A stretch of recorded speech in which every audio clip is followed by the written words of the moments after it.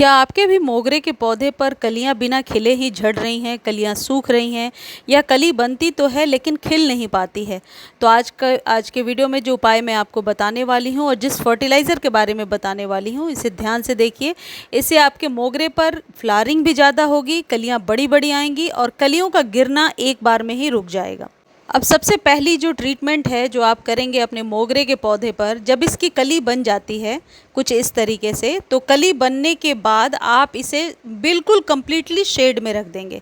Morning की धूप भी नहीं देंगे, क्योंकि अभी मॉर्निंग की धूप भी ऐसी होती है जो आपके कलियों को जला देगी, क्योंकि सुबह सुबह ही टेम्परेचर बहुत ही हाई होता है। ऐसा नहीं होता कि मॉर्निंग की धूप थोड़ी सी नमी लिए हुए हो। तो यदि कली बन रही है और कली इस तरीके की पिंकिश होती जा रही है, जो कि अक्सर मोगरे के पौधे में हो जाती है, तो आप इसे शेड में रख दीजिए, बजाय इसके कि आप पूरे दिन के सनलाइट में रखें। और यदि इसके बावजूद भी कलियां आपकी सूख रही हैं, तो हो सकता है आपके पौधे के सॉइल में किसी प्रकार के पोषक तत्वों की कमी हो, इसलिए ऐसा हो रहा है। लेकिन तपती गर्मी में कलियों का सूखना 90% तेज़ धूप की वजह से ही हो रहा है। तो सबसे पहले आप शेड प्रोवाइड कीजिए। सेकंड चीज़ ये है कि यदि मोगरे में फ्लावरिंग नहीं हो रही है और एक बार फूल खिलने के बाद पौधा ज्यों का त्यों है या सूख रहा है, तो आप थोड़ी थोड़ी सॉफ्ट प्रूनिंग कर दीजिए, ऊपर से 1-1 इंच कट कर दीजिए। यदि फूल खिले थे और उसके बाद भी आपने कट नहीं किया था, तो ये वाली समस्या आएगी कि फ्लावरिंग नहीं होगी। तो जैसे ये फूल कलियां बनी हैं और इसके बाद यदि मैं कट ना करूं, तो इसमें न्यू फ्लावरिंग को लेने में परेशानी होगी।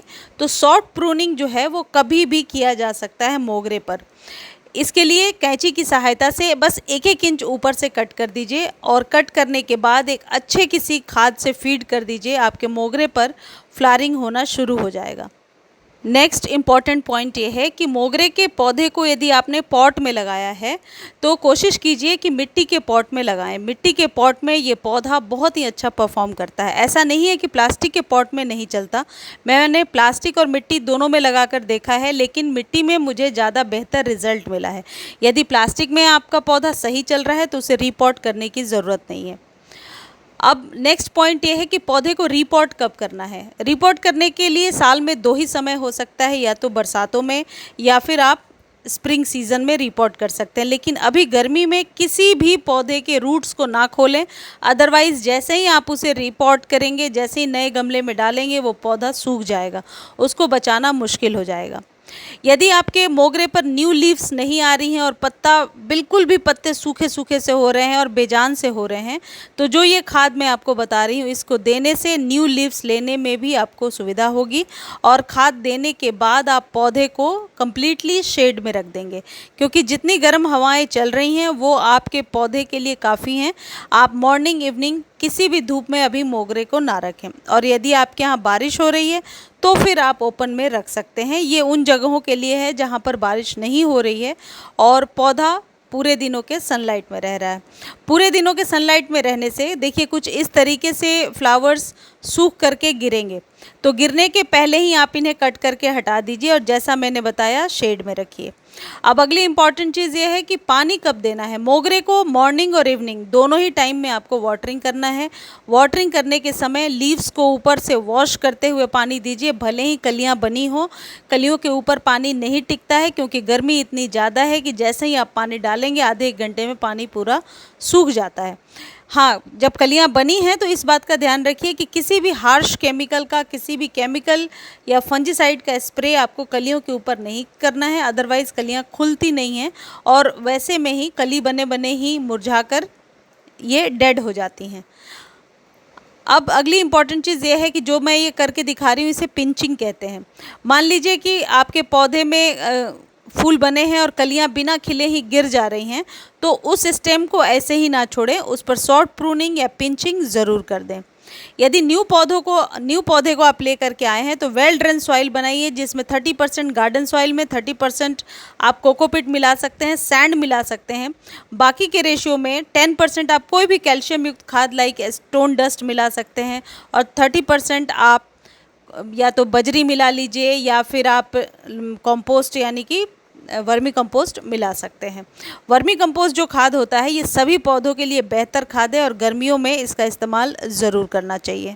देखिए ये है मस्टर्ड केक फर्टिलाइज़र। कई लोग पूछ रहे हैं, जो नए लोग जुड़े हैं, कि मस्टर्ड केक क्या होता है। ये मस्टर्ड केक होता है जो सरसों का तेल निकालने के बाद जो सिट्ठी बच जाती है, जो रेजिड्यू बच जाता है, उसे मस्टर्ड केक कहते हैं।